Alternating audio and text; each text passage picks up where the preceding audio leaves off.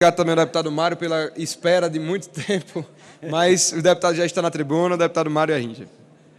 Presidente Ícaro, obrigado aí pela oportunidade de estar aqui falando na sua presidência. Feliz porque a gente está voltando ao processo normal dessa casa. Eu digo normal porque a gente tem os espaços que os deputados podem usar para trazer as suas mensagens. Voltou-se o pequeno expediente e eu inauguro aqui hoje o meu grande expediente. Eu terei 15 minutos para falar. Talvez não tenha tanto o que falar, mas vou tentar passar para vocês algumas das coisas que eu acho que são importantes para a nossa vida, para o nosso cotidiano. Aproveitando a chegada do novo ministro da Saúde, o Alexandre Padilha, eu resolvi vir aqui hoje para dar alguns conselhos, para falar algumas coisas que a saúde e a medicina do Brasil precisam escutar. Todo mundo sabe, quer dizer, a maioria das pessoas sabe que sou médico.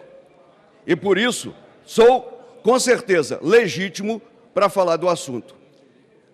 Os médicos não estão no Brasil indo para o interior, não é porque não tenham ou não queiram ir para o interior.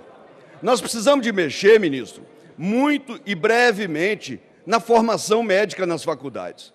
Nós precisamos de acabar com essa proliferação indiscriminada de faculdades de medicina, aliás, extremamente caras, e que estão formando profissionais que eu não tenho dúvida, não serão os profissionais bem formados que a gente espera que sejam formados no Brasil para nos tratar.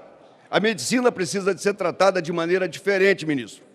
Por isso, eu sugiro que durante esse período no Ministério, a gente trabalhe para melhorar o currículo e a formação médica. Nós precisamos de trabalhar essa diferença, porque com isso eu tenho certeza absoluta que nós podemos fazer a diferença. Não é fazendo uma proliferação desenfreada de faculdades que nós teremos qualidade. Infelizmente é isso, e as pessoas não entendem. Eu acho que hoje o número de faculdades que nós temos já é mais que suficiente. E se for ocorrer o aumento, que não seja um poder discricionário, que seja um poder que o Estado escolha, mas junto com uma coleção ou com um grupo de entidades que possam corroborar essa indicação, para que não seja eu desejo ter uma faculdade em tal lugar, alguém vem, tem influência e faz a faculdade. Nós estamos incorrendo num erro que a advocacia incorreu no passado. A abertura de uma quantidade enorme de faculdade de Direito propiciou com que se formasse advogados em todo o Brasil. A prova da ordem é um fator frenador, é um fator que segura esses profissionais com relação ao mercado, mas com razão também, porque a qualidade não é boa. Então, nós não queremos que os médicos tenham uma prova de ordem, não é isso, mas nós queremos que eles tenham qualidade. E para que tenham qualidade, é necessário que o governo comece a pensar num projeto de mudança da saúde a partir da melhoria das condições de formação, treinamento, qualificação. Eu estou apresentando aqui na casa e vou levar ao ministro alguns projetos. Dentre eles, é importante que a gente faça uma revisão dos mecanismos de comissão de residência médica. Por quê? A residência médica foi um grande evento, foi um grande feito. Só que o número de residências médicas hoje no Brasil não vai resolver a questão de especialista. Então, como é que a gente vai fazer? Se só 20% das pessoas que saem da faculdade de medicina têm condição de fazer uma residência. 80% deles terão que enfrentar um consultório sem a mínima condição inicial de trabalho. Não são pessoas bem formadas. E como que a gente trabalharia na comissão de residência médica? Vamos rever os critérios. Hoje tem muitos hospitais, tem muitas entidades privadas que podem acolher um número maior de residentes, mas as regras da Comissão de Residência Médica são regras de 40, 50 anos atrás, quando eu e Jandira Fegali éramos residentes lá no Rio de Janeiro, eu no Hospital dos Servidores do Estado, a Jandira em Mocés, e a Jandira era uma grande lutadora pela residência, mas eu tenho certeza absoluta que hoje esses critérios precisam ser reveitos. Residência chama residência porque o médico morava no hospital. Hoje não cabe mais isso. Não tem como as pessoas terem casa nos hospitais, morar nos hospitais. E isso era uma coisa que tinha no serviço público. E não precisa ter mais. Como tem faculdade em todo lado, todo mundo é médico e tem uma casa por perto. Não há necessidade disso. E tem umas outras coisas de fiscalização, de avaliação, que precisam ser revistas. E é essa a recomendação que eu quero fazer para você, meu amigo ministro Padilha. Vamos cuidar disso com carinho. Vamos cuidar disso com o objetivo de obter um resultado a longo prazo, de qualificar os nossos médicos. As pós-graduações em medicina são basicamente teóricas. Então, um garoto ou uma garota sai da faculdade e vai fazer uma pós que corresponde a uma residência médica. Onde fica a experiência desse pessoal? Quantas vezes esse pessoal colocou a mão num paciente? Isso é impossível da gente entender que essa pessoa saia ainda com título de especialista e não tenha prática. Então, nós precisamos de incrementar e criar condições para que as pós-graduações sejam preferencialmente, proporcionalmente, mais da prática do que da teoria. E isso dá para fazer, isso é lei, isso é organizar o processo. As faculdades de medicina sem critério e fazendo pós-graduação sem critério virou uma indústria que ganha muito dinheiro, mas que para ganhar dinheiro, eu não tenho nada contra ganhar dinheiro, mas que ganhe fazendo uma coisa certa, do jeito certo, para atender o nosso país. Nosso país precisa disso, ministro Padilha. Outra coisa, dizer que os médicos que não quiseram ir para o interior, naquela questão dos mais médicos, grave acusação. Os médicos não foram porque eles também, sabendo que saindo da faculdade não tão bem formados, chegando no interior e encontrando todas as dificuldades, sem infraestrutura, sem diagnóstico, esses caras, essas meninas, não irão para o interior. E com razão, porque todo mundo que tem responsabilidade tem medo. E quem tem medo não se joga de cabeça numa coisa que não sabe fazer. Vocês acham que é fácil você no interior, um jovem de 20 e poucos anos, chegar a encontrar uma pessoa em hemorragia aguda, sem nunca ter visto uma, sem nunca ter encontrado com um? Vocês acham que é fácil? Então não é culpa do médico não ter ido para o interior. A culpa é da formação médica. A culpa é deixar com que as coisas aconteçam de maneira desregrada. Ministro Padilha, é a hora de rever esses processos. Porque esses processos, eu não tenho dúvida, podem melhorar, e a solução para isso que a gente apresenta, e hoje a gente pode fazer, é uma infraestrutura de medicina à distância, de medicina digital, que pode ter um centro de diagnóstico auxiliar. Bastaria, por exemplo, lá na minha querida cidade de Moimirim, não é necessário, porque é uma cidade um pouquinho maior, mas é uma cidade menor.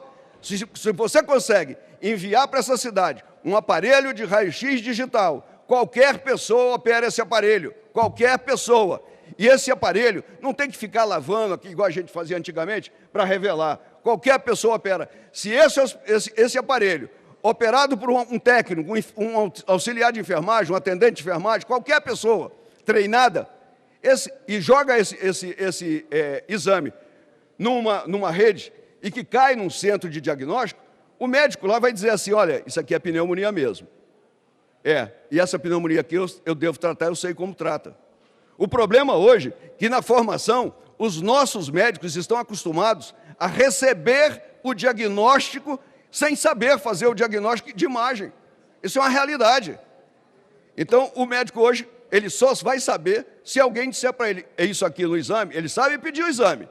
Mas muitos deles não sabem analisar os exames. E isso vale para a radiologia, vale para a tomografia, vale para a ressonância nuclear magnética e vale por muitas outras coisas.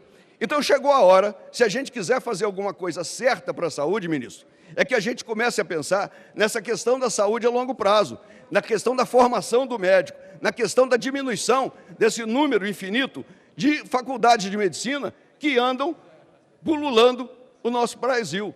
Tem cidades, e eu não quero aqui fazer nenhuma acusação a nenhuma faculdade, a nenhuma cidade, tem cidades de 20 mil habitantes com faculdade de medicina e sem um hospital. É descabido. É completamente descabido que nós possamos assistir algumas cidades que não têm a mínima condição. E como é que saem esses médicos dessas faculdades? Eles são obrigados, ao fim de 5 anos, e fazer o 6º ano de estágio fora num hospital onde não sei o quê, e sem um controle, sem um auxílio de médicos mais experientes. Eles, na verdade, vão se tornar trabalhadores antecipados antes da formatura. É isso que tem acontecido. Então, está na hora de nós começarmos a pensar seriamente nisso. A questão do FIES, ministro, todo mundo gosta do FIES, porque o FIES paga a conta. Todo mundo não gosta do FIES, porque no FIES você tem que pagar a conta no final. Isso é normal. O médico vai formar, isso vale para todas as outras profissões, tá certo? O médico vai formar, formou-se com auxílio do FIES, e aí ele sai e vai ter uma dívida. Por que a gente não faz uma proposta como opção? Não é obrigatoriedade, para que ninguém diga que nós iremos obrigar as pessoas a fazerem coisas que não querem. O médico que quiser quitar a sua dívida, que o quite com trabalho, não que ele deixe de receber durante, então, que ele quite com o seu deslocamento para áreas que sejam necessárias. E aí, em trabalhando 1, 2 anos, dependendo da opção, ele possa amortizar esse pagamento. Porque pagar em dinheiro, todo mundo espera, é exatamente na frente uma anistia. É assim que funciona. Não se iludam. Isso vai ser assim e será assim sempre. Mas se nós trabalharmos para incentivar que esses médicos possam quitar as suas dívidas de maneira clara, aumentando para eles o espaço de treinamento, o espaço de qualificação, eu não tenho dúvida nenhuma que nós vamos fazer uma saúde diferente, ministro. A saúde precisa, imprescindivelmente, de uma série de coisas. É claro que nós estamos falando de saúde primária, saúde secundária, e nós estamos falando também de profilaxia, mas nós temos que entender que hoje o que dói é a fila. O que dói é a dor da pessoa esperar por um atendimento, por um tratamento, e não ter a mínima possibilidade de conseguir um espaço decente, no tempo adequado, para que as suas doenças sejam tratadas. Então, hoje, o que a gente quer, o que a gente traz aqui, ministro Padilha, é uma ajuda, é um conselho. Não estigmatize os médicos, porque não são eles os responsáveis. Claro, muitos são responsáveis pelos seus erros, e isso, quem os fizer, responda por eles. Mas não são os médicos os culpados das mazelas que assolam o nosso país. Então, hoje, eu gosto e assisto isso aqui de perto, porque num raro momento que nós voltamos a uma espécie de normalidade dessa casa, nós temos o espaço e a oportunidade de falar de assuntos que fujam dessa disputa, que é a disputa normal da política, mas que nós, eu tenho certeza absoluta, que tanto direita, quanto esquerda, quanto centro, estamos entendendo que nós estamos falando de um assunto muito superior. Nós estamos falando de um assunto que fala bem ao Brasil, que fala bem às nossas estruturas, que fala bem ao nosso povo. Um médico respeitado é muito melhor do que um médico desrespeitado. E estou trazendo essa questão dos respeitos, porque virou moda também uma série de vereadores pelo Brasil afora fazendo gracinha. Aprenderam a entrar nos hospitais para lacrar com movimento, com câmeras, para desmoralizar uma profissão. Isso é inadmissível. O Conselho Regional de Medicina de São Paulo já fez algumas normas, mas é preciso que a gente aqui entenda, isso está na Constituição, que não pode ser feito desse jeito. Essas visitas, elas causam problema, elas não são visitas, elas são shows pirotécnicos de pessoas completamente despreparadas, que não sabem o que é saúde, que não sabem o que é medicina e que vão ali para estigmatizar médicos. Então, nós precisamos de rever isso. Ministro, eu também tenho uma proposta para a gente ver isso. Então, ministro, eu queria aqui deixar meu abraço, dizer a você que eu te desejo toda a sorte, mas você vai ter que fazer muito para que essas coisas mudem, porque os médicos não estão mais aceitando o estigma que foi feito. E é só ver a quem os médicos, nesse momento, a maioria apoia. É exatamente por falta desse comportamento que o nosso governo, que o governo no qual nós apoiamos, ele deixa a desejar. Não se estigmatiza uma profissão como a profissão médica. Não se faz o que foi feito até hoje com o médico. E eu tenho muita preocupação que a gente não consiga reverter esse quadro exatamente por preconceito. Exatamente porque as pessoas não querem entender que a medicina é tão importante quanto qualquer outra profissão. E que sim, a frase é velha, mas é mentirosa. Médico é igual sal, é branquinho. Se encontra em qualquer esquina, é mentira. Você encontra gente vestida de branco. Mas médico está aqui, ó, está aqui, ó, está no coração. É outro tipo de profissional. Não é esse profissional que as pessoas tentam vender como barato. E quem tenta fazer médico barato, quem tenta fazer médico fácil, estará fadado a ser tratado por esse tipo de médico que nós estamos deixando formar no Brasil. Por isso eu quero agradecer a todos esse tempo que me deram dos seus ouvidos e dizer, nós vamos lutar pelo Brasil, nós vamos lutar por uma medicina. Nós vamos lutar por uma medicina que seja decente, uma medicina que seja intensiva e que faça com que o Brasil possa melhorar. Antes de terminar, presidente, quero dar os parabéns a essa casa pelo controle que está fazendo, pela mudança de postura e dizer que fiquei muito feliz hoje aqui de ver a homenagem pela redemocratização, principalmente com o professor José Sarney, com 95 anos, dando um show aqui para a gente. Muito obrigado. Muito obrigado, deputado Mário. Um minuto para o deputado Dr. Fernando.